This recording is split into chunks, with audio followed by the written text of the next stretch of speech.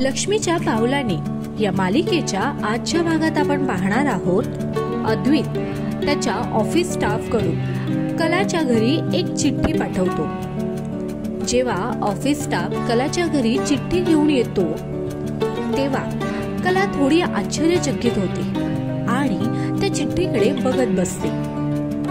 नंतर ती त्या चिठ्ठीमध्ये लिहिते की मी येणार नाही जा, आणि ती चिठ्ठी ऑफिस स्टाफच्या हातून परत पाठवते।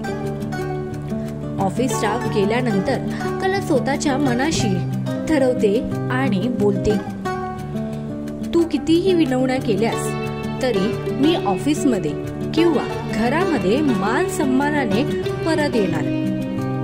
मग तुम्हाला काय वाटतं, येणाऱ्या भागात काय होईल? अद्वित कलाला मान सन्मानाने घरी बोलवेल का, की तो कलाला घरी बोलवणारच नाही? आम्हाला कमेंट मध्ये सांगा। तसेच लक्ष्मीच्या पावलाने ही मालिका तुम्हाला आवडते का?